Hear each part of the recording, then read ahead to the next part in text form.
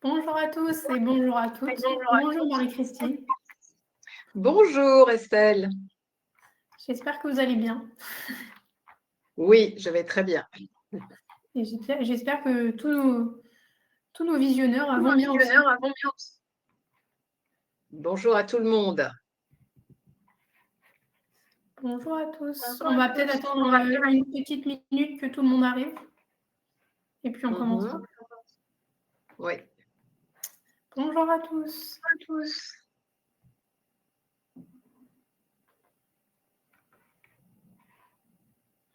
On va attendre une petite minute pour ceux qui viennent d'arriver, que tout le monde arrive.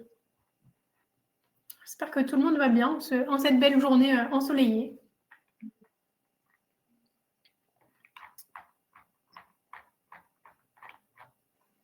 Je vois que vous êtes réactifs dans le chat, c'est pas mal. Bonjour à tous. Et Je vois des noms que je connais. Bonjour, bonjour. Eh bien, écoutez, je pense qu'on va pouvoir commencer le temps que tout le monde se connecte de toute façon. Donc, on se retrouve aujourd'hui avec Marie-Christine de Varanguin donc, pour cette nouvelle conférence sur l'Arabie Saoudite.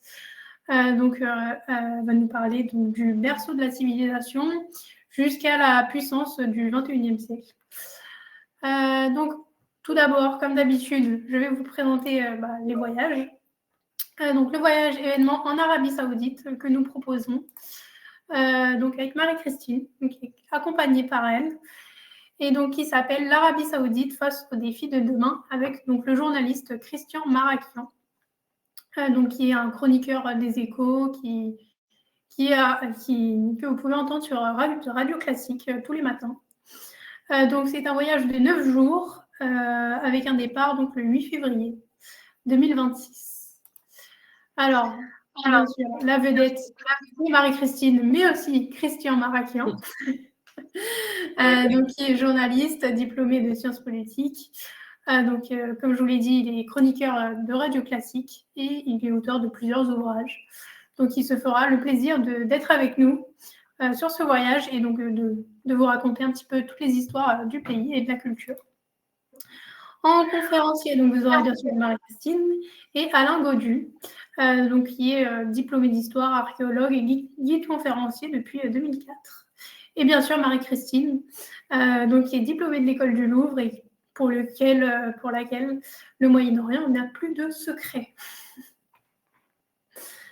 Donc je vous fais un bref tour du circuit puisque Marie-Christine vous reparlera des quelques monuments que vous allez voir plus tard dans la conférence.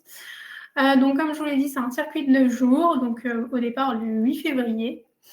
Donc vous aurez un vol pour Riyad, donc le premier jour. Ensuite, vous visiterez donc le musée national, quelques palais et le quartier diplomatique. Donc ensuite, vous irez donc à Diriyah, si je le prononce bien, et avec un vol pour Tabouk. Je vous fais un très bref programme de ce voyage. Ensuite, vous irez à Alula et vous visiterez plusieurs temples, si on peut dire ça.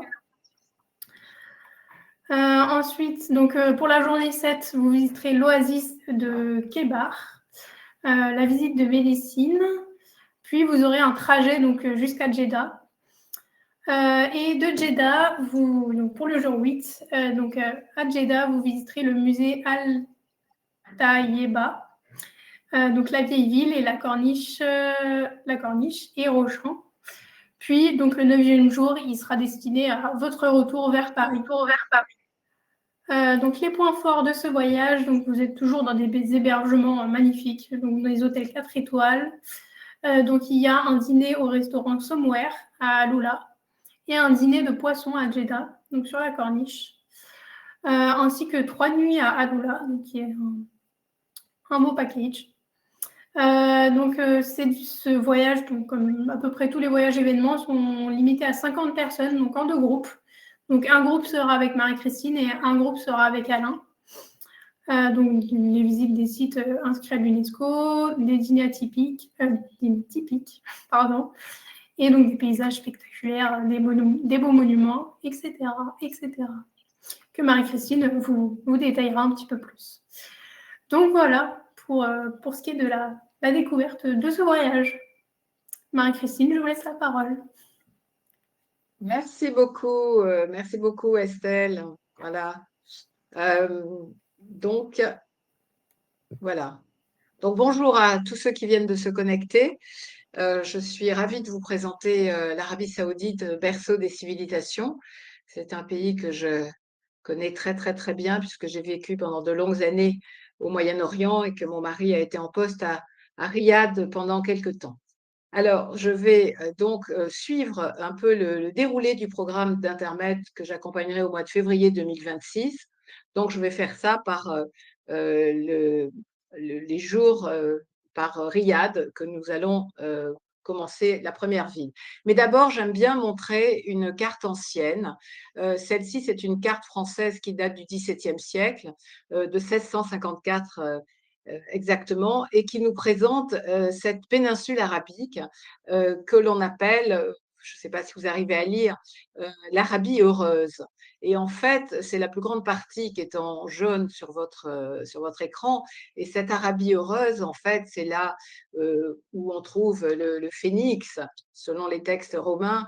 Et c'est une mauvaise traduction de Félix, en fait, du mot latin, qui voulait dire plutôt fertile. Et par extension, c'est devenu l'Arabie heureuse. Donc, on voit cette très grande partie. Puis ensuite, vous avez en vert au nord de la carte l'Arabie qui est donc l'Arabie déserte, c'est le nom qu'avait donné le grec Ptolémée, le grec Ptolémée qui vivait à Alexandrie, qui est un peu le précurseur de la géographie, avec donc cette Arabie où il n'y avait pas grand-chose. Et puis ensuite, vous avez l'Arabie pétrée, c'est celle qui est en rosé. Et cette Arabie pétrée, c'était la province romaine d'Arabie qui a été créée en 106 après la conquête du royaume nabatéen sous protectorat romain et à l'époque de l'empereur Trajan. Voilà. Et si elle s'appelle Pétrée, c'est en référence à Pétra. Voilà. Alors, c'est évidemment une carte qui montre la connaissance que l'on avait dans la deuxième moitié du XVIIe siècle. Vous voyez que ça a un petit peu changé quand même. Donc, je vais aller sur une carte plus moderne. Voilà. Donc, voici l'Arabie, cette grande péninsule arabique qui regroupe 7 pays. Donc, l'Arabie saoudite, qui est le plus grand de tous les pays et qui occupe à peu près 80% du territoire.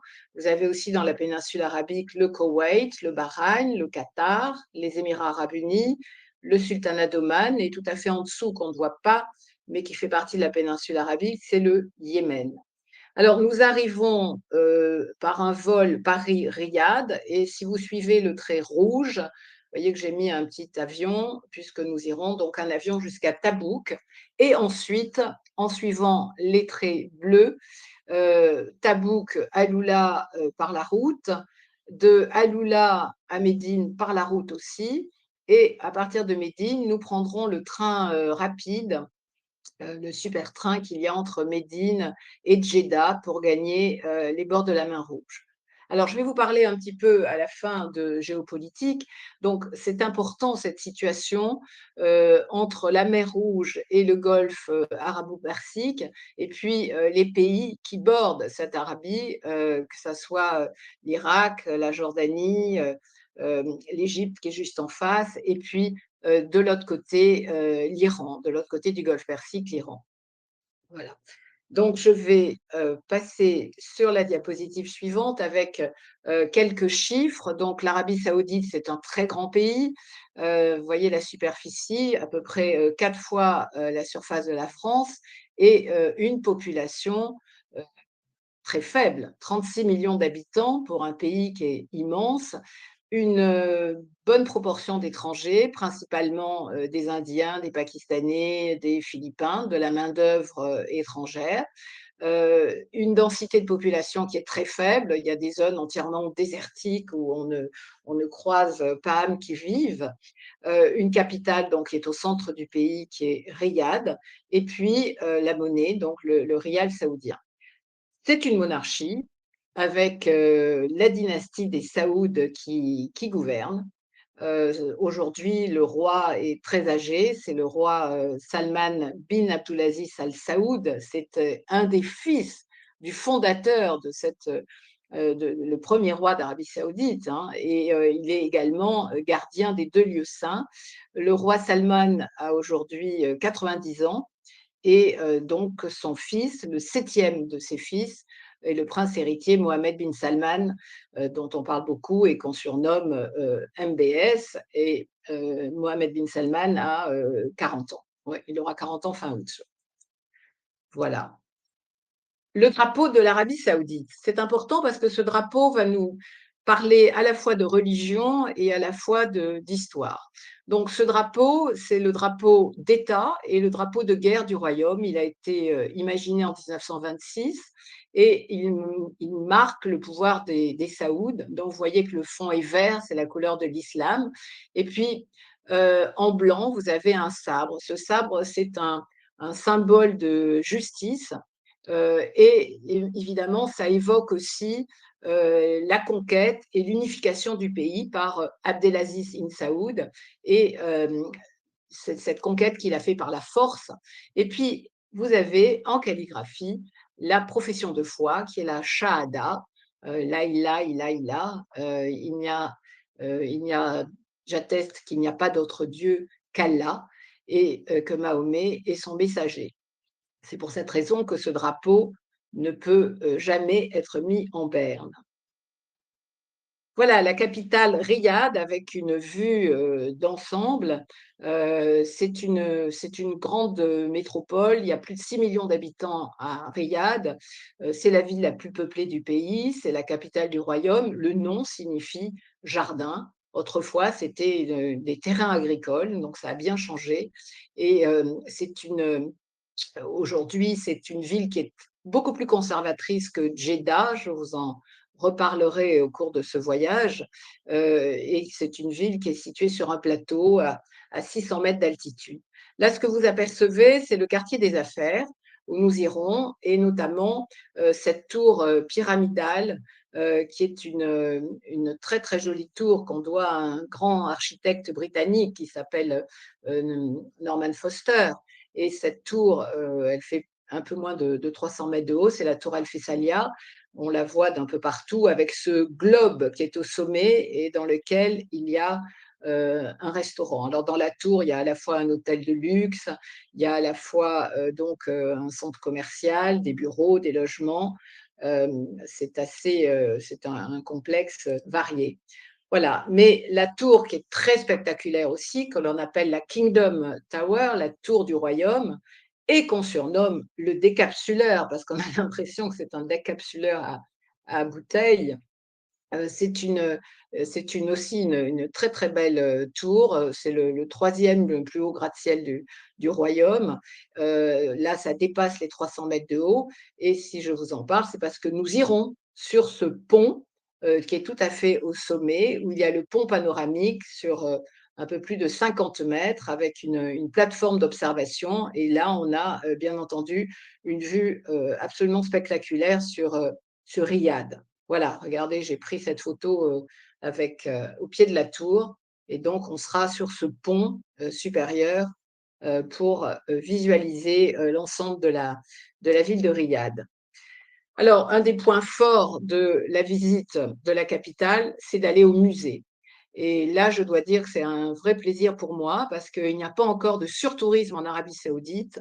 Il y a assez peu de visiteurs pour l'instant, Et donc, on a des pièces qui sont particulièrement intéressantes parce que tout ce qui a été trouvé sur les différents sites archéologiques, et en Arabie, il y en a 4000 qui ont été répertoriés, eh bien, tout se trouve à l'intérieur de ce musée, et notamment ce qui a été trouvé dans la vallée d'Aloula, témoin des différentes civilisations, que ce soit les Dadanites, les Lianites, les Nabatéens, ou même des traces de civilisation beaucoup plus anciennes, puisqu'on remonte au Paléolithique et on a des traces d'habitation vraiment très, très, très anciennes. Voilà.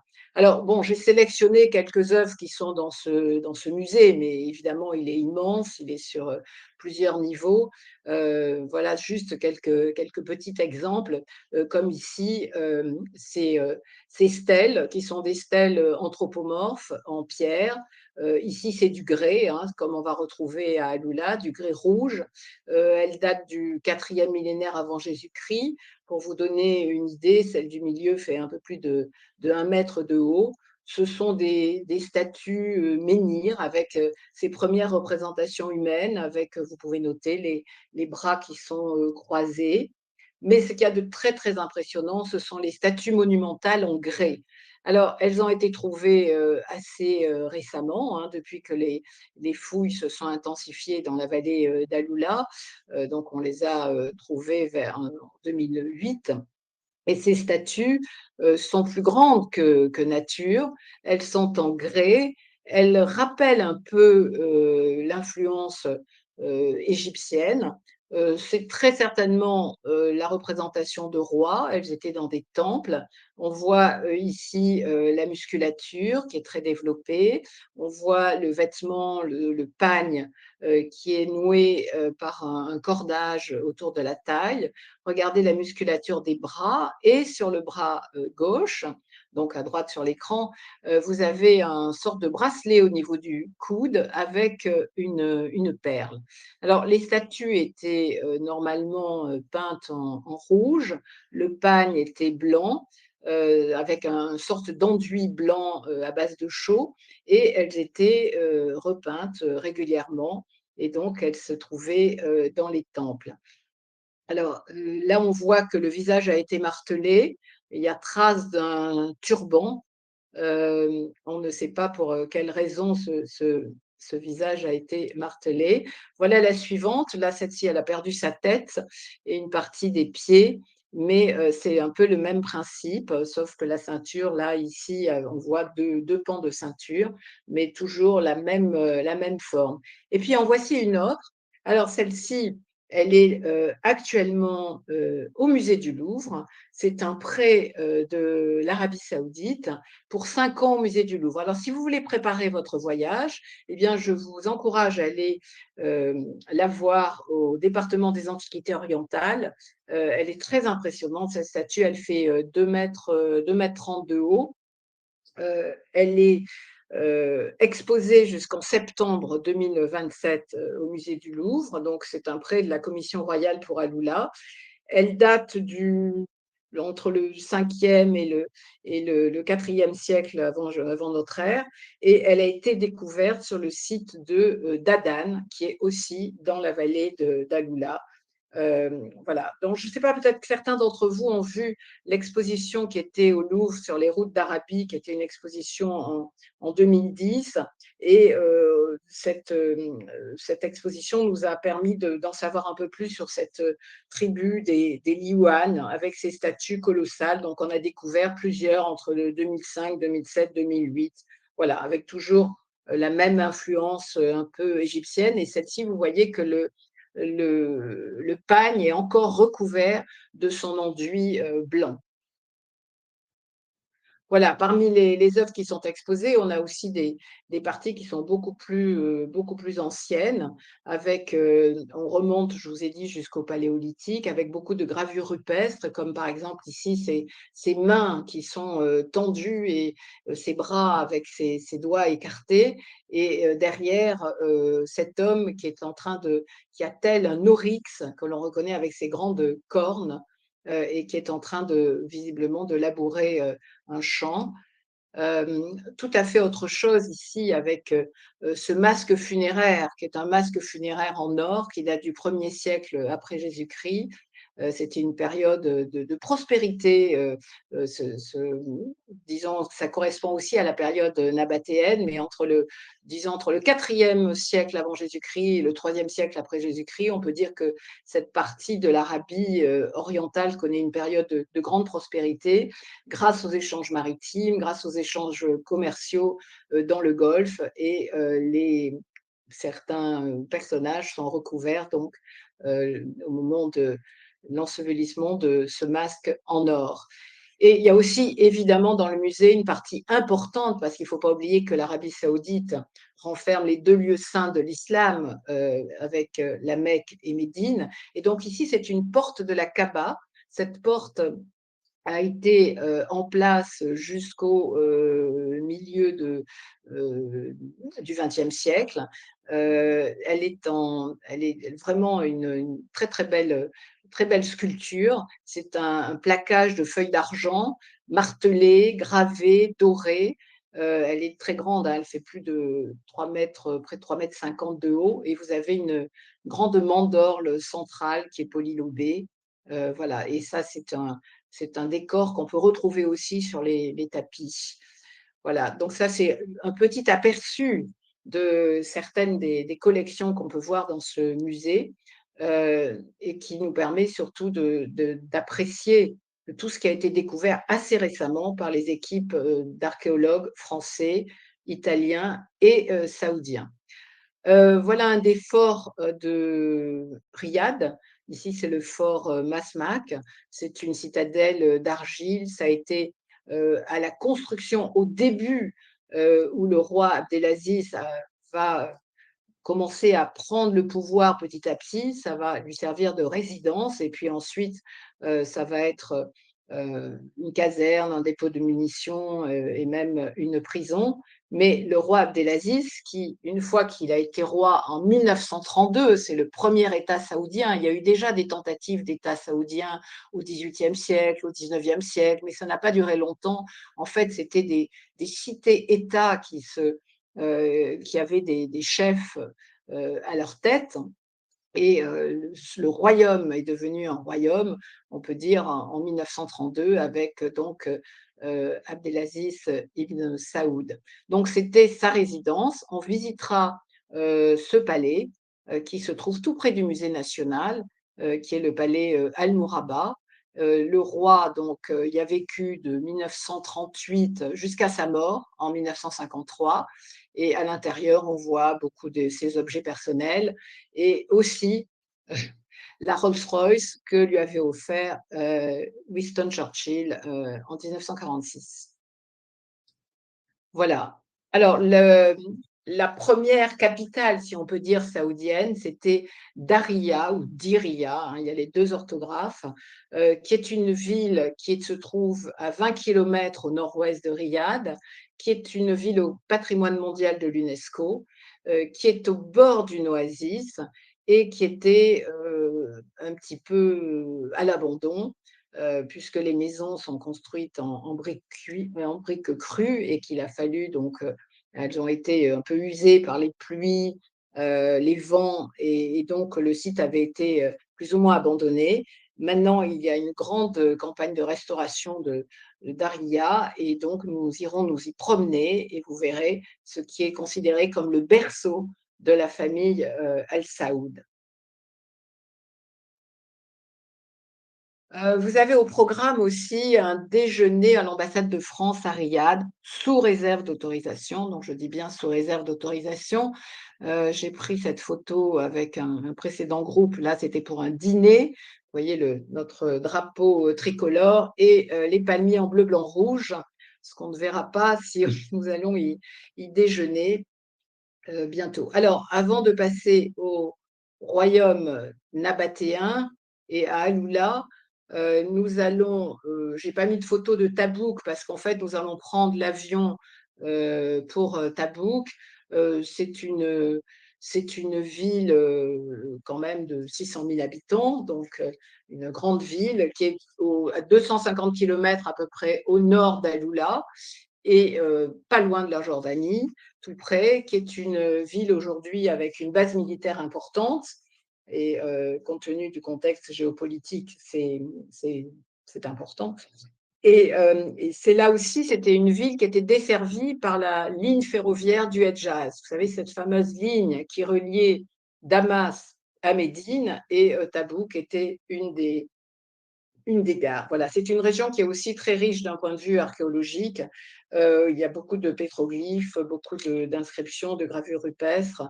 Mais bon, on y atterrit parce qu'on n'est pas loin d'Aloula. mais on ne va pas y passer beaucoup de temps. Voilà, alors sur cette carte, là, c'est intéressant parce que vous avez le royaume nabatéen. Alors, ce royaume nabatéen, au moment de sa plus grande expansion, si vous regardez les grands traits rouges, vous voyez, il y a une boucle vers le nord et ensuite vers le sud. Donc, vous avez en point les points rouges qui sont les villes les plus importantes, les plus gros points rouges de l'empire, de cet empire euh, nabatéen. Et vous avez la ville de Pétra, donc qui est à peu près au milieu. Et en dessous, vous avez Égra. Égra, qui est donc dans la vallée d'Aloula et qui est la ville que nous allons, là où nous allons voir tous les tombeaux nabatéens. Égra, ou le nom de Maden Saleh. Maden Saleh, c'est le nom qu'avaient donné les Turcs ottomans. Hein. Donc, vous voyez cette région, hein, ce royaume nabatéen, des petits points qui sont des comptoirs ou des relais, et vous voyez qu'ils ont également sur la Méditerranée, qu'ils ont Byblos, Bérytos, Sidon, Tyr, l'ancienne Phénicie. Donc, toutes ces villes étaient très importantes pour le commerce, puisque les Nabatéens, on peut dire que c'était des commerçants caravaniers, des nomades caravaniers, et qu'ils devaient remonter toute l'Arabie en venant de l'endroit où il y avait à la source l'encens, la myrrhe et les aromates, c'est-à-dire le sud de la péninsule arabique, c'est-à-dire le Yémen, et la région du Dhofar, qui est au Sultanat d'Oman et qui est la partie sud-ouest qui touche le Yémen. C'est là où on trouve les arbres en encens. Donc, ces routes caravanières remontaient tout le long de l'Arabie et avec des points de relais euh, également maritimes. Alors les Nabatéens, eux, ils n'étaient pas des navigateurs. Ils confiaient, par contre, s'il fallait remonter la mer Rouge par voie maritime, c'était des Grecs qui étaient chargés de remonter les marchandises. Mais par les caravanes, grâce aux dromadaires, et grâce à la domestication du dromadaire, eh bien, il remontait donc tout le long de la péninsule, dans la partie ouest, jusqu'à donc la capitale nabatéenne, qui était Pétra. Voilà. En fait, Égra est la petite sœur de Pétra, et Égra se trouve à 500 km au sud de Pétra.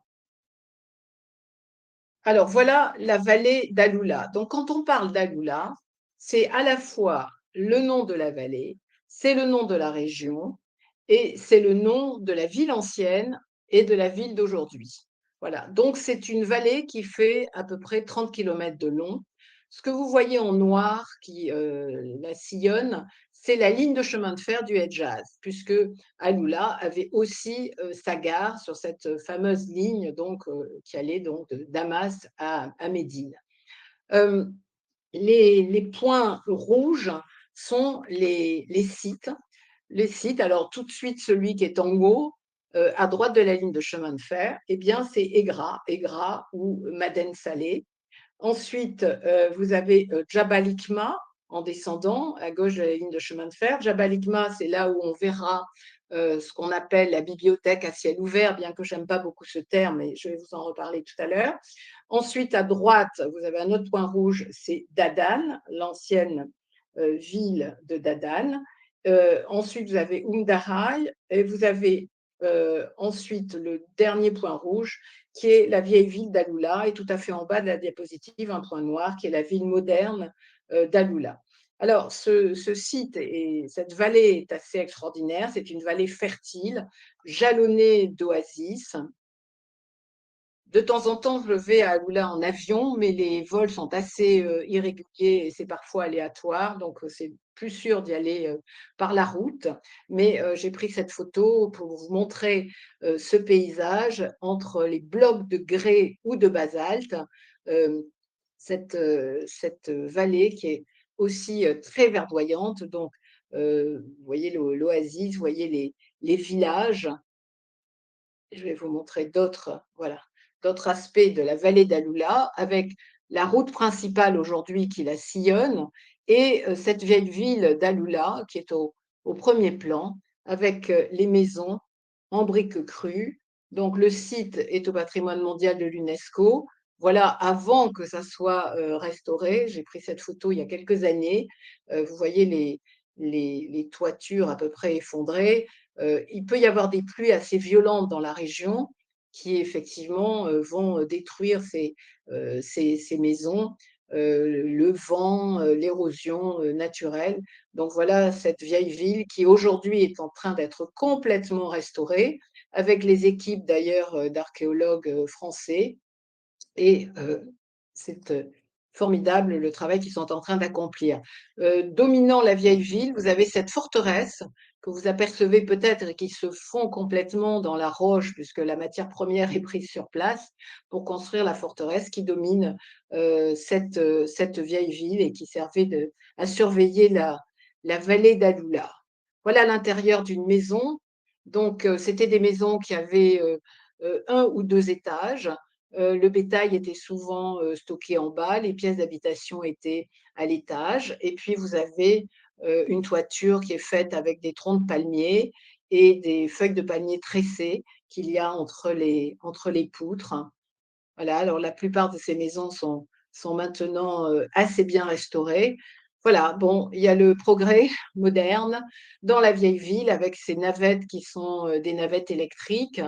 Vous voyez avec l'aide de la RATP qui a construit ces petites navettes et qui circulent dans la vieille ville d'Alula.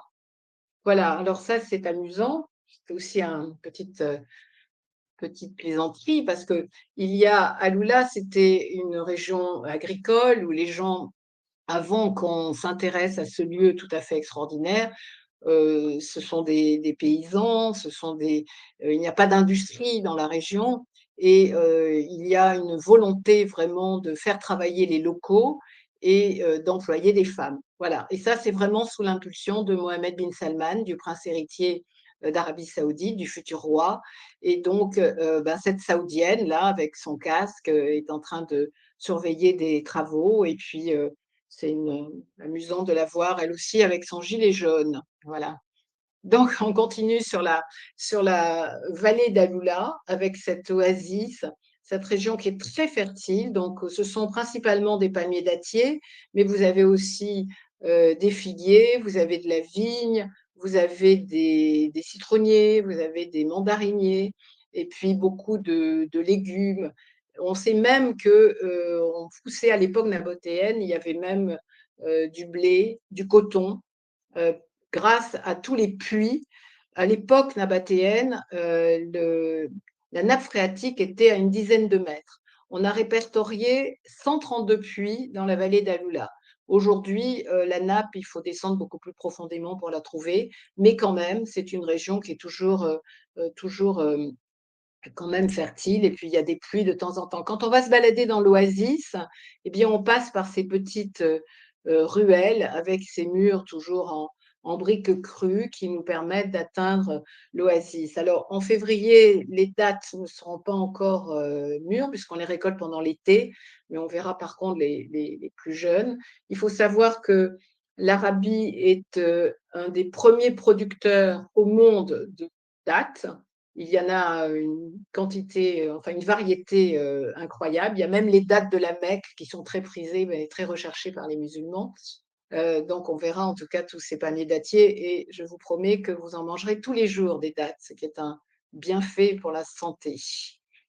Voilà les spectaculaires rochers de grès ou de basalte, qui, sont dans cette vallée avec, donc regardez quand j'ai pris cette photo, comme on a souvent en Arabie un ciel très, très bleu, un sable qui va changer de couleur selon les endroits et ces rochers de grès qui sont, plus ou moins foncés, plus ou moins clairs selon, combien de millions d'années ils ont.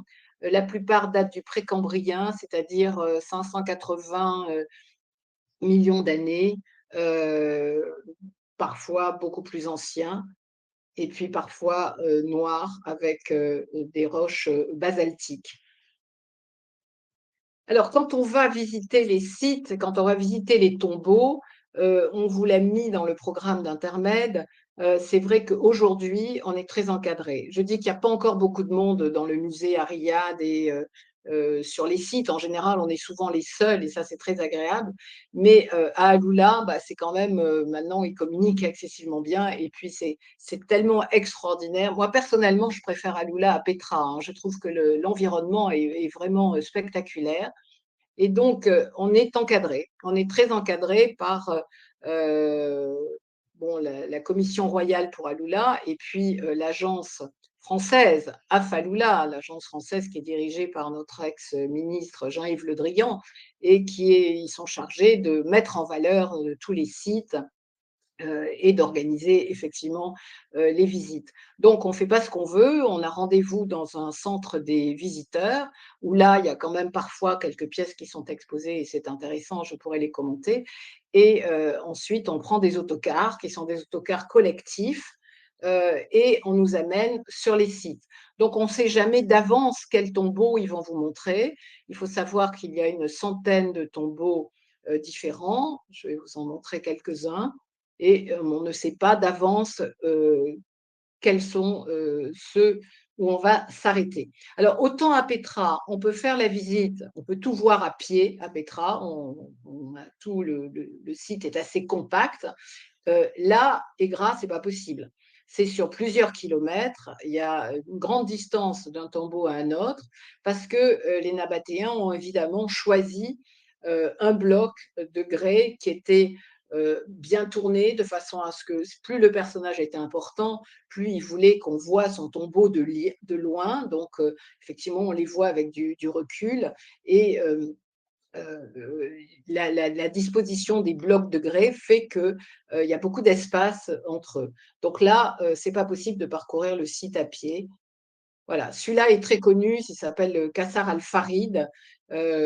C'est un tombeau qui est assez spectaculaire, qui est un des plus grands, un des plus hauts, mais qui est inachevé. Il fait plus de 20 mètres de haut.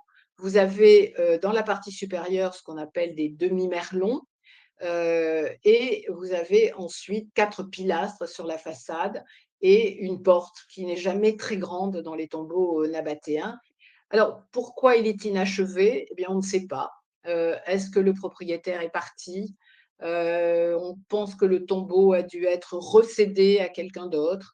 On n'a pas vraiment d'explication pourquoi il n'a pas été terminé. Voilà, c'est toujours le même tombeau, hein, avec là une guide saoudienne qui tend son bras. Alors, je vous rassure, hein, c'est moi-même qui ferai les commentaires quand nous serons sur le site, ou mon collègue Alain.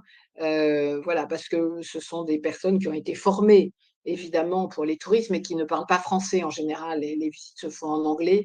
Donc, nous ferons les commentaires avec Alain. Voilà. Alors, voilà les façades des tombeaux. Un point important par rapport à Petra, je suis sûre que parmi vous, plusieurs connaissent Petra. Ils sont mieux conservés à Alula. Pourquoi? Eh bien, parce que le climat est beaucoup plus sec.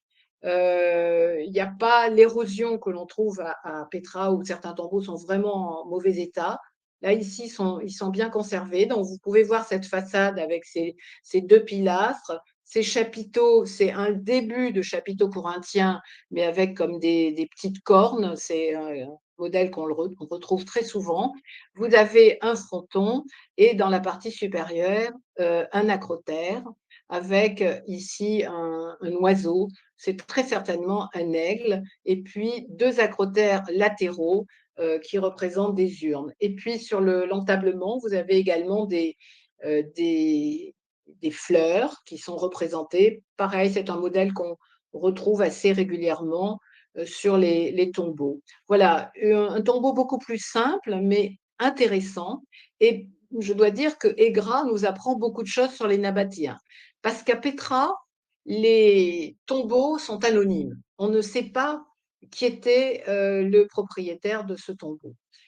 Ici, comme vous pouvez voir, juste au-dessus du fronton, juste au-dessus de l'acrotère, vous apercevez un rectangle. Eh bien là, il y a des inscriptions. Et ces inscriptions nous donnent le nom du propriétaire, éventuellement le nom de la famille, le nom des ayants droit, combien il y a de personnes qui peuvent être là, si c'est un tombeau individuel ou un tombeau collectif. Donc, c'est une source de renseignements qui est très, très, très, très intéressante pour les archéologues et pour les historiens. Et donc, on en apprend beaucoup plus. Ça nous permet aussi de comprendre beaucoup de choses. Là, on voit qu'il y a transversalement, on voit qu'il y a une sorte de strate, hein. Donc, le tombeau, là, a été alors soit endommagé par des tremblements de terre, soit les tailleurs de pierre se sont aperçus qu'il y avait une faille au moment où ils ont travaillé à le sculpter. Voilà, vous voyez, là, il y en a plusieurs, on aperçoit plusieurs tombeaux dans la roche. En général, ils font bon, les plus petits vont faire 3 mètres de haut et on en a un très grand qui est le Cassar Albin qui fait jusqu'à 50 mètres de haut de façade. Alors, bien sûr, c'était destiné à être vu de loin pour justement bien imposer et montrer sa puissance et qu'on était quelqu'un de très riche.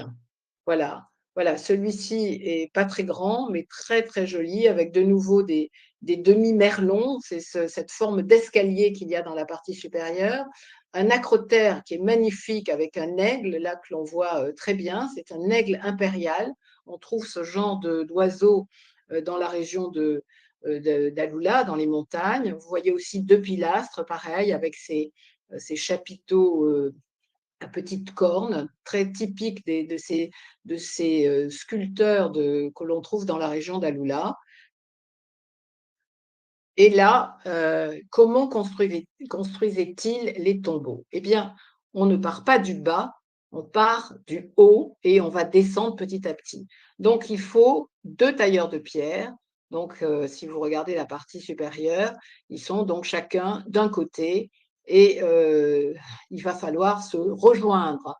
Donc, petit à petit, travailler la pierre en descendant et en reposant, en mettant ses pieds sur la partie que l'on vient de dégager pour ensuite dessiner la façade. Et ça, c'est assez formidable. Alors, soit ils mettaient un escalier à côté de la façade du tombeau, mais le bloc de grès ne le permettait pas toujours, soit ils arrivaient à monter par l'arrière, à faire une sorte de chemin par l'arrière. Donc, ça dépend effectivement de la forme des blocs de grès, mais le principe étant le même qu'à Petra, ça n'a pas changé. On peut dire que les tombeaux d'Alula ont été construits plus tardivement que ceux de Petra. Alula, c'est un siècle avant Jésus-Christ, un siècle après. Voilà. Ça s'arrête au 1er siècle de notre ère. Les derniers tombeaux datent de 75 et ensuite ça va être l'annexion romaine à partir de 106. Donc c'est fini, mais ce n'est pas pour ça qu'il ne se passe plus rien. Regardez donc la façade, comment elle est taillée et l'ouverture avec cette petite porte. Et on va voir l'intérieur maintenant, l'intérieur qui est laissé souvent brut. Les parois ne sont pas polies comme la façade. Et vous voyez, selon la taille qu'on veut donner au tombeau, si c'est pour recueillir toute une famille, on va effectivement aller beaucoup plus profondément et creuser une galerie. On a trouvé certains tombeaux avec 80 corps d'une même famille à l'intérieur. Ah, alors ça, c'est formidable. Je vous présente Inat. Inat, qui est une nabatéenne de à peu près 40 ans. Elle appartient à une famille importante de cette société nabatéenne. Le tombeau n'avait pas été profané, n'avait pas été ouvert, ce qui n'est pas le cas de beaucoup de tombeaux. D'ailleurs, il y avait une malédiction à l'époque islamique où on disait que de pénétrer à l'intérieur d'un tombeau, parce qu'évidemment, des voleurs voulaient essayer de récupérer des pièces de monnaie ou des bijoux. Donc, il y avait cette malédiction où il ne fallait pas aller rentrer à l'intérieur. Là, ce tombeau n'a pas été pillé et on sait par son apparence, ses vêtements, ses bijoux, on sait beaucoup de choses sur elle et notamment qu'elle avait un kyste à la racine d'une de ses dents, qu'elle avait une arthrite sévère à la base du crâne, et il y a une inscription. Et là, par cette inscription, ben, on sait qu'elle est la fille de Wabou, qu'elle a construit ce tombeau pour elle-même, pour ses enfants, pour ses descendants, et que bien sa famille est là. Donc, on a retrouvé 80 individus. Alors, là où c'est très intéressant, c'est que pour la première fois, eh bien, les archéologues donc, ont su qu'elle était décédée entre le 1er et le 2e siècle avant Jésus-Christ. Donc, elle est restée dans la tombe pendant à peu près 2000 ans. Et on a pu reconstituer numériquement une partie, enfin son visage, voilà, avec un scan tridimensionnel du crâne. Et ça, c'est incroyable. Donc, vous verrez au centre des visiteurs, vous verrez cette représentation de cette femme nabatéenne qui est en cire, avec des vrais cheveux, qui est habillée comme elle devait très certainement l'être. Donc, c'est grâce à l'expertise des archéologues, des historiens et du CNRS que INAT a retrouvé un visage selon à partir du crâne qui a été trouvé dans la tombe. Voilà, c'est quand même assez extraordinaire.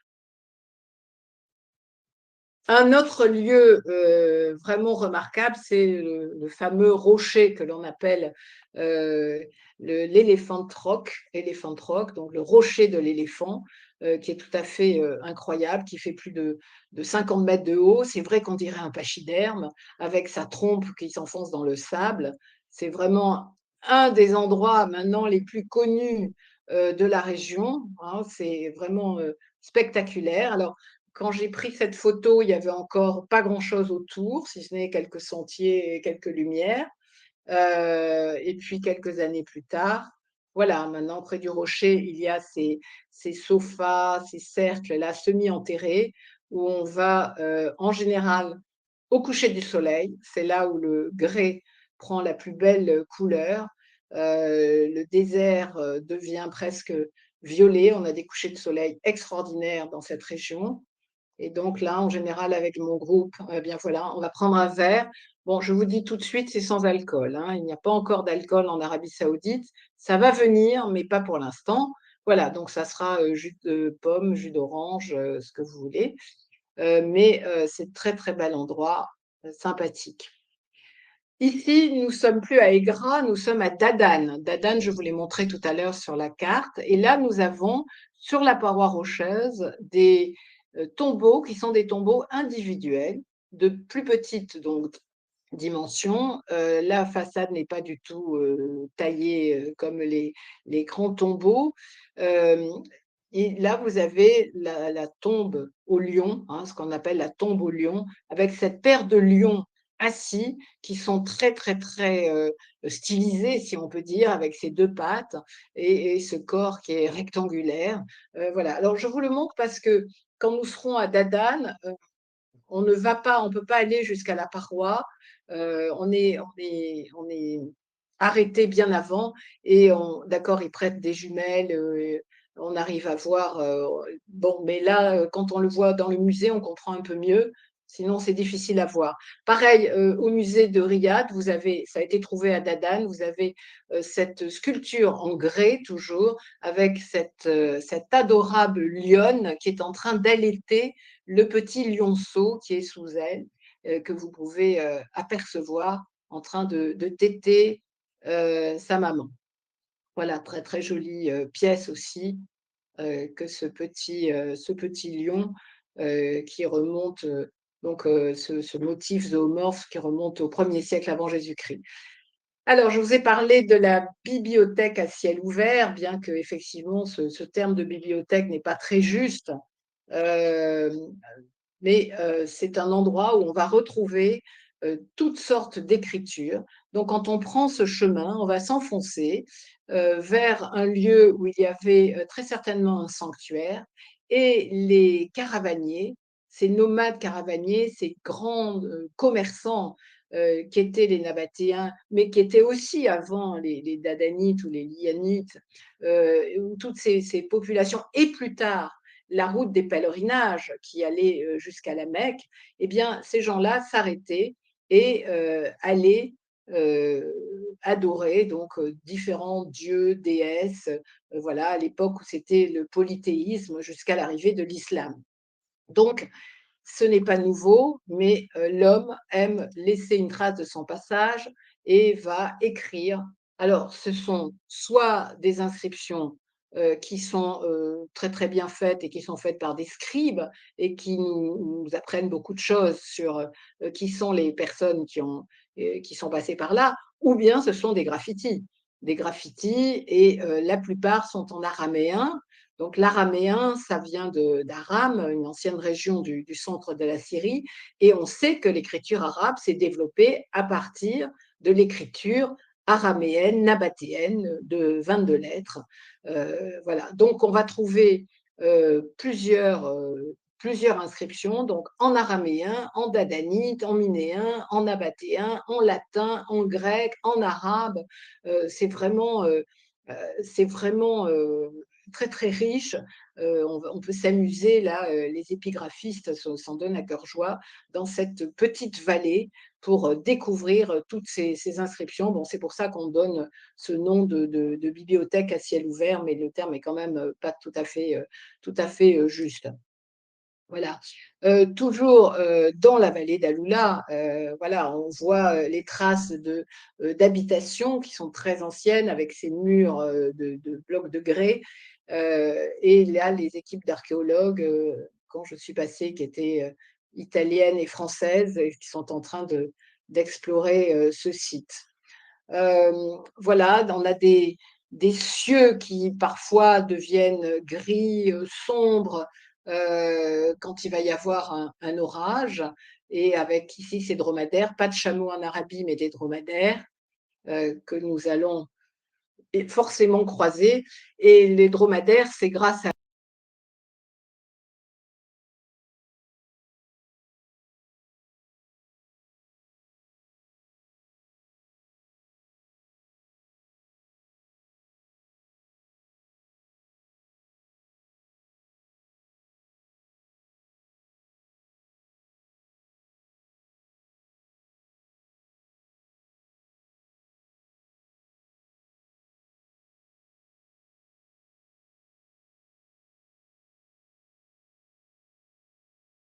je ne sais pas pourquoi je me suis…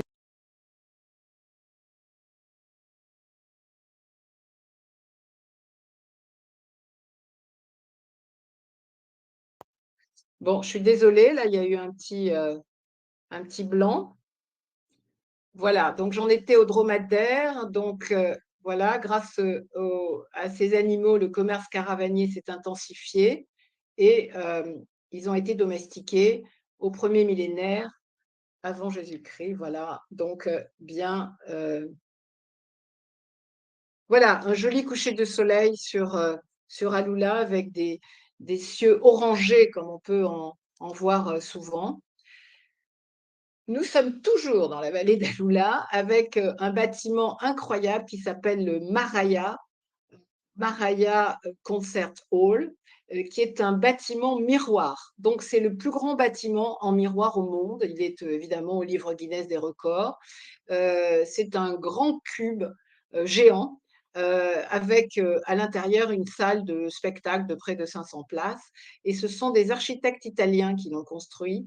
C'est assez magnifique. Et surtout, comme vous le voyez, eh bien, voilà, on voit les autocars qui se reflètent dedans, on voit les personnes reflétées, et surtout toutes les parois environnantes de ces massifs de grès. Et c'est absolument spectaculaire comme bâtiment. Quand il a été terminé, il y a eu Andrea Bocelli qui s'y est produit, il y a eu devant un concert de Jean-Michel Jarre, enfin, et puis en 2020, à l'invitation de l'Arabie Saoudite, ils ont organisé la première conférence avec les lauréats des prix Nobel, entre autres. Voilà, donc ça sert vraiment pour des grandes manifestations prestigieuses. Le, L'Arabie veut absolument changer son image, un peu utiliser du soft power, ce qu'on appelle le soft power. Donc, dans la vallée d'Alula, depuis les années 2020, il y a un festival que l'on appelle Desert X, où ils font venir des artistes du monde entier qui sont sélectionnés et on va leur proposer de faire des installations comme ça dans le désert. Et c'est absolument superbe. Alors, j'ai essayé de trouver les dates pour 2026, mais elles ne sont pas encore annoncées. Donc, en général, en février, ça a commencé. Ça commence en janvier ou février. Donc, il y a toutes les chances pour qu'on puisse voir certaines de ces installations au gré de nos visites. Ça, c'était absolument superbe. C'est une artiste américaine qui a fait ça avec, regardez, ce personnage féminin qui est dans une position bouddhique, mais c'est pas du tout un Bouddha, avec ce bleu là qui rappelle le bleu d'Yves Klein, qui est superbe. Et ça, c'est resté. C'était pas éphémère. Ça a été. Maintenant, ça fait partie d'un hôtel. Voilà. Regardez toutes ces installations. Ça, c'était incroyable.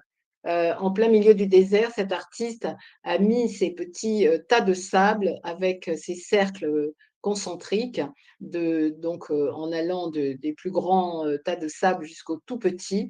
Et avec le vent, bien entendu, ça bougeait, ça changeait de direction, ça se repositionnait. C'était absolument super. Nous allons quitter Alula et nous allons partir pour la ville sainte de Médine. Vous savez, avant, on ne pouvait pas aller à Médine. Moi, j'ai encore une carte Michelin à l'époque où j'allais rejoindre mon mari, où on a sillonné l'Arabie. Eh bien, c'était interdit pour les non-musulmans. Aujourd'hui, on ne peut toujours pas aller à la Mecque et je pense qu'on ne pourra pas y aller si on n'est pas converti à l'islam. Mais par contre, on peut aller à Médine. Donc voilà, j'avais pris cette photo avec un groupe quand nous étions un soir, on était passé un peu tardivement. Voilà la grande mosquée de Médine, qui est vraiment le lieu tellement important pour les musulmans. Et là, voilà, l'intérieur, enfin, on ne peut pas rentrer à l'intérieur de la mosquée, hein, mais on peut en faire le tour avec ces grandes ombrières qui protègent du soleil. Et on sent que cette ville est une ville sainte, il y a une ambiance vraiment très particulière. Et d'ailleurs, c'est un endroit où, par respect, moi, j'aime autant me voiler quand je suis dans cette ville. Voilà. Euh, alors, non, je parlerai de l'abaya. Je vois qu'il y a une question, mais je vais vous en parler un petit peu plus loin. Euh, Peut-être qu'à Médine, oui, on peut mettre l'abaya parce que moi, je respecte un peu cet endroit. On ne peut pas parler d'Arabie sans parler de Laurence d'Arabie. Alors ici, immortalisée dans le film de Peter O'Toole, non, enfin, immortalisée, pardon, par Peter O'Toole, avec vraiment ce personnage tellement important. D'ailleurs, je vous conseille de lire avant le voyage Les 7 piliers de la sagesse que Laurence d'Arabie a écrit pendant son séjour dans le Hedjaz. Et lui qui a, si je vous en parle à Médine, c'est parce que nous irons voir l'ancienne gare donc du Hedjaz, cette gare qui avait été inaugurée en 1908, qui est aujourd'hui un musée et qui reliait donc Damas, 1780 kilomètres entre Damas et Médine. Et Laurence d'Arabie s'est rangée du côté des tribus bédouines qui étaient absolument contre cette ligne de chemin de fer qui était payée entièrement par l'Empire ottoman, construite avec l'aide des Allemands, de quelques Français d'ailleurs, très peu, mais quelques Français, et évidemment les tribus bédouines qui, eux, faisaient le commerce de leurs dromadaires, revendaient des dromadaires pour les caravanes, changeaient de monture. Donc, voyaient d'un très mauvais œil cette ligne de chemin de fer qui allait leur enlever leur clientèle. Et donc, vous avez vu le film, et donc les,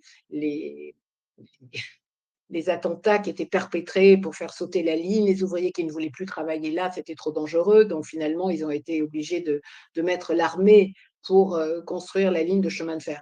Elle a eu une très très faible vie, hein, cette ligne, elle n'a fonctionné que pendant une vingtaine d'années, puis après ça a été la chute de l'Empire ottoman après le traité de Sèvres en 1920, et donc voilà, elle est morte dans le désert. Alors aujourd'hui, certaines de ces gares servent de musée, et il y a quelques portions de lignes qui existe toujours. Nous allons prendre à Médine le train à grande vitesse qui malheureusement n'a pas été acheté aux Français, mais qui a été acheté aux Espagnols. Et c'est un train superbe qui va relier Médine à Jeddah. et nous arrivons dans la deuxième ville du pays, qui est une ville de 4 millions d'habitants, qui est un port, qui est un grand centre de commerce, qui est le premier port du pays, qui est donc situé sur la mer Rouge. Et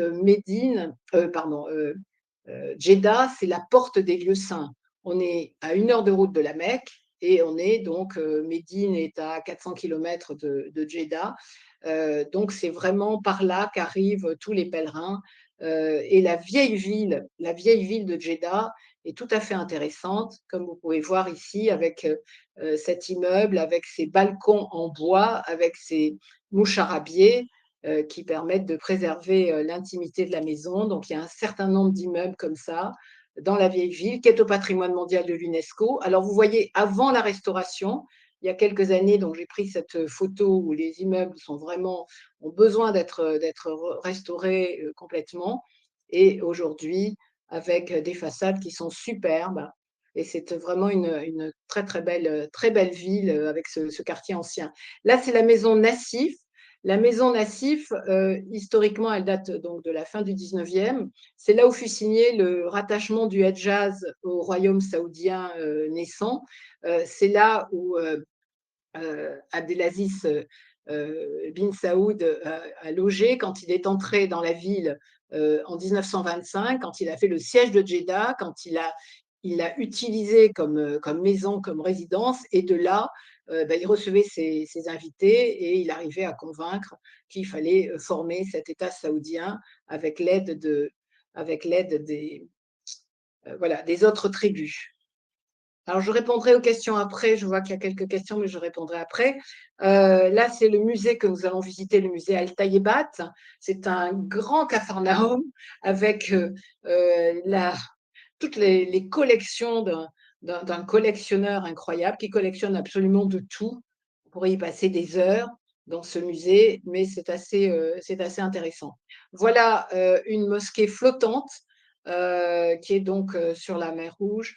Cette mosquée qui a été construite en 85, il y a la mosquée de la Miséricorde, elle est blanche, elle a un dôme qui est turquoise, là on ne le voit pas sur la photo, mais elle est absolument superbe.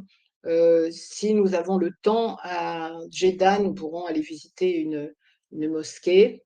À Jeddah, c'est possible. Là, c'est le fameux jet d'eau du roi Fahd. Alors, ce jet d'eau, il est spectaculaire, il ne fonctionne que le soir. Il fait plus de 300 mètres de haut. Plus de 300 mètres de haut. Si vous connaissez le jet d'eau de Genève, Genève, c'est 140 mètres. Eh bien, vous voyez que là, c'est plus du double de la hauteur de celui de Genève. Donc, c'est vraiment spectaculaire. Alors, la tenue vestimentaire pour vous, mesdames. J'ai pris cette photo il y a une dizaine d'années. Et il y a une dizaine d'années, eh bien, on devait être voilé en Arabie Saoudite, porter l'abaya. Donc, quand j'allais voir mon mari à Riyad, je ne sortais pas de l'avion sans mon abaya noir et mon voile sur la tête. Pas le visage, hein, le visage n'était pas couvert, mais voilà, je n'avais pas le droit de quitter l'avion. Eh bien, tout a changé. Merci Mohamed bin Salman. C'est à lui qu'on doit que les femmes saoudiennes maintenant sont autorisées à conduire une voiture, ce qui n'était pas le cas jusqu'en 2019. Et c'est surtout que maintenant, quand on est touriste, on s'habille comme on s'habillerait à Biarritz ou à Nice, donc en ville. Voilà. Donc, mesdames, vous pouvez être en jupe, vous pouvez être en robe, vous pouvez porter un polo et donc avoir la majorité des bras qui sont nus, et on ne met pas de voile. Il y a juste que si on va visiter une mosquée, on mettra juste un voile sur la tête, c'est tout, mais à ce moment-là, je vous dirai, et on se mettra par respect en pantalon. Voilà. Mais sinon, on s'habille exactement comme on s'habillerait dans une station balnéaire. Voilà. Bon, évidemment, la jupe, on ne va pas la mettre trop courte, hein, vous en doutez. Regardez cette photo récente d'une jeune saoudienne au premier rang qui est en cheveux, qui ne porte même plus le voile. Mais ça, c'est une photo à Jeddah. C'est vrai qu'à Riyad, ils sont un petit peu plus traditionnels. Et puis, Mohamed bin Salman, toujours, eh bien, il a autorisé que maintenant, il y ait de la musique. Il n'y avait pas de musique, il n'y avait pas de cinéma, il n'y avait pas d'opéra, pas de salle de concert, rien du tout. C'était impossible pour la jeunesse de s'amuser, eh bien, tout ça, c'est fini. Il a complètement libéralisé certaines choses et ça, évidemment, c'est plutôt agréable. Alors, voilà le père et le fils.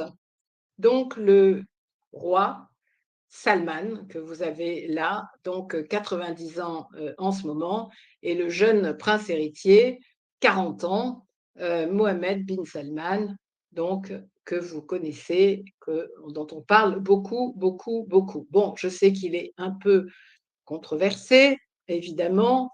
Il vaut mieux ne pas s'opposer à lui, sinon on peut être, voilà, on peut avoir des gros problèmes. Mais il est en train de faire changer le pays. Et ça, le pays vraiment évolue. Moi qui connais bien ce pays, c'est quand même incroyable. Voilà. Alors, je vais vous parler maintenant de géopolitique. Bon, en tant qu'historienne de l'art, ce n'est pas ma spécialité, c'est la spécialité de Christian Macarian qui vous en parlera beaucoup mieux que moi, mais j'ai quand même préparé quelque chose concernant la géopolitique actuelle de l'Arabie saoudite. Donc, comme je vous l'ai dit, le royaume a été créé en 1932 par Abdelaziz Ibn Saoud et ce royaume s'est vraiment imposé au fil des décennies comme une puissance à la fois énergétique, religieuse et diplomatique. Alors, la géopolitique est complexe entre les rivalités régionales, les ambitions de modernisation et puis les tensions internationales. Alors, cette puissance de l'Arabie saoudite, elle est fondée sur 3 piliers. Alors, le premier pilier, bien sûr, c'est le pétrole. L'Arabie saoudite possède la deuxième réserve au monde et demeure le premier exportateur de pétrole brut. C'est un membre très influent de l'OPEP et l'Arabie saoudite à elle seule, elle peut influencer le cours du baril. Donc, sa capacité de production est rapide, c'est ce qu'on appelle le swing producer, c'est-à-dire un acteur qui est capable de rétablir l'équilibre en cas de crise énergétique mondiale. Voilà, ils peuvent dans un cas ouvrir les vannes, produire un peu plus ou au contraire réduire. Le deuxième pilier de sa puissance, c'est l'islam. Alors, le royaume, c'est le gardien des 2 lieux saints, les plus saints de l'islam, la Mecque et Médine. Il y a donc un rôle sacré. Il y a une légitimité aux yeux du monde musulman et en particulier sunnite. Alors, ils sont sunnites, mais avec un courant qui est beaucoup plus rigoriste que l'on appelle le wahhabisme, du nom de Abdel Wahhab, ce prédicateur du XVIIIe siècle, qui a donc été à l'initiative du wahhabisme. Et ce wahhabisme a longtemps servi de socle idéologique à la monarchie. Alors, depuis l'arrivée du prince héritier, de MBS, on observe qu'il y a vraiment une volonté de modération partielle du discours religieux officiel. Voilà. Le troisième pilier, eh bien, c'est la position géographique et stratégique.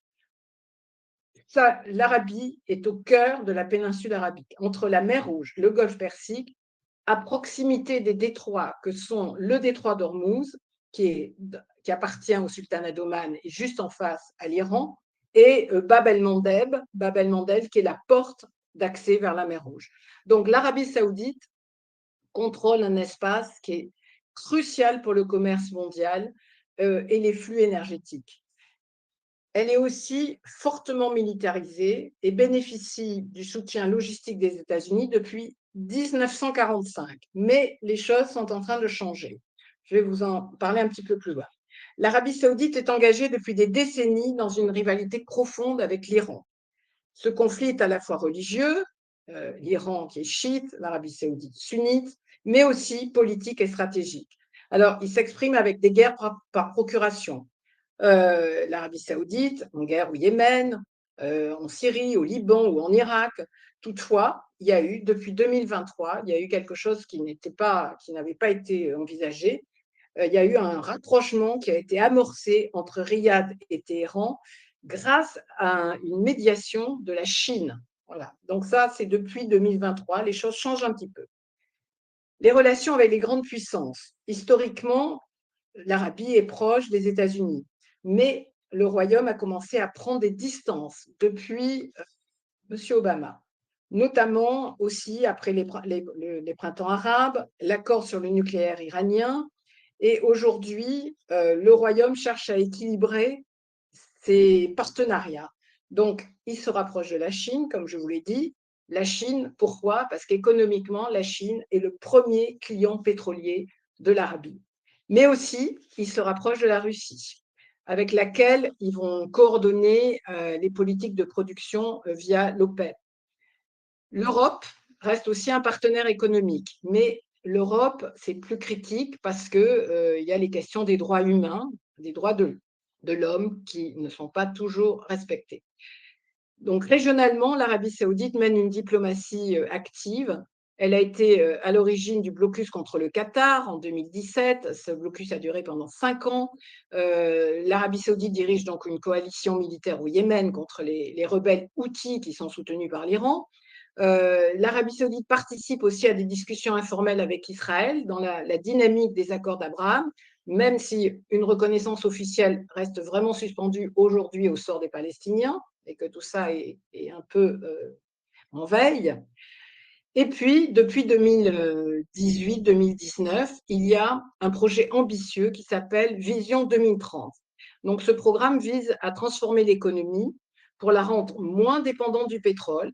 Et parmi les projets phares, vous avez sûrement entendu parler du projet de Neom, cette ville futuriste dans le désert, et avec The Line, ça doit être cette ligne qui était dans le projet initial sur plusieurs kilomètres, qui partait de la mer Rouge et ligne horizontale en allant vers le désert. Bon, aujourd'hui, ce projet a quand même un peu de mal à démarrer et il n'y a que. Enfin, il a été complètement revu à la baisse, mais bon, je n'ai pas le temps de développer.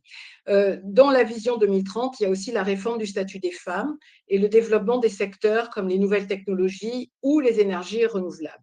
Donc, le prince héritier, il incarne cette volonté de modernisation. Il se présente comme un réformateur, mais il gouverne d'une main très, très autoritaire. Donc, les critiques sont sévèrement réprimées, comme en témoigne l'assassinat du journaliste Jamel Khashoggi en 2018, qui évidemment a sali son image. Alors, il reste des défis majeurs. D'abord, la stabilité intérieure, parce que finalement, ces réformes rapides, ça heurte quand même les milieux conservateurs. Il est très autoritaire. Ça crée des tensions internes, en particulier chez les jeunes et chez les élites religieuses. Le positionnement international de l'Arabie devient de plus en plus complexe.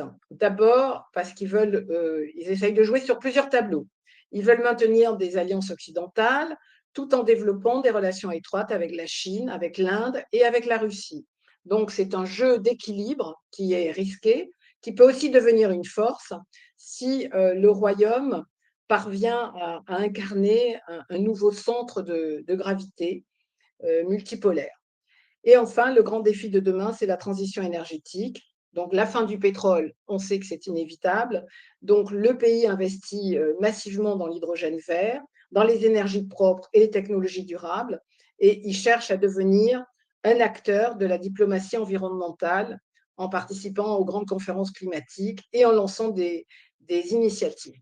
Donc, je vais conclure en vous disant que l'Arabie saoudite, c'est bien plus qu'un pays pétrolier, c'est une puissance régionale, c'est une monarchie en mutation, c'est un acteur global aux ambitions nouvelles, que sa géopolitique est marquée par une tension permanente entre tradition et modernité, religion et stratégie, pétrole et transition verte.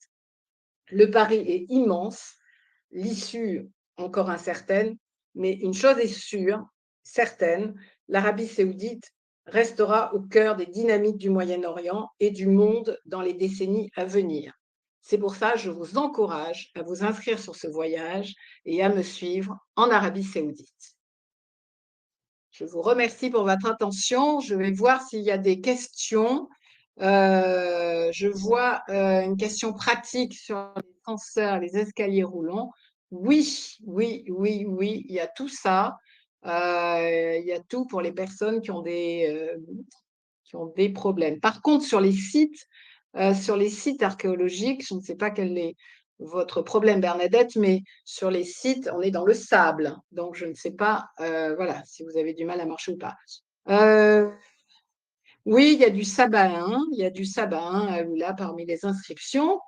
Voilà, je ne sais pas si l'abaya, j'ai répondu. Voilà. Je ne sais pas s'il y a autre chose.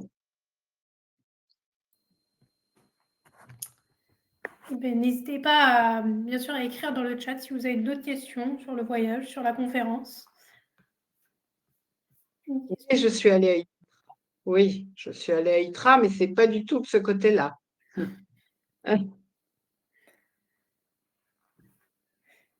Eh bien, écoutez, merci Marie-Christine. C'était une conférence très intéressante. On en a appris beaucoup. Bah, écoutez, j'espère vous retrouver. Je vois qu'il y a des personnes que je connais. J'espère vous retrouver sur ce prochain voyage en Arabie. Ça serait super. Ah, il y a quelqu'un que je connais aussi qui est en train d'écrire.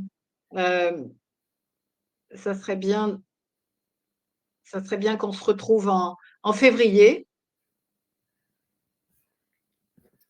N'hésitez pas à aller voir le voyage sur le site internet ou à appeler l'agence aussi pour vous aider si vous avez des questions. Eh bien, écoutez, s'il n'y a pas d'autres questions, Voilà. on va pouvoir se quitter. Bah, je vous remercie tous. Je vous souhaite un très bel été sous le soleil. Je crois que là, on ne va pas en manquer cette année. Voilà. Mais vous savez, c'est c'est un avant-goût de l'Arabie Saoudite. À bientôt. À bientôt. Au revoir à Bonne tous. journée, au revoir.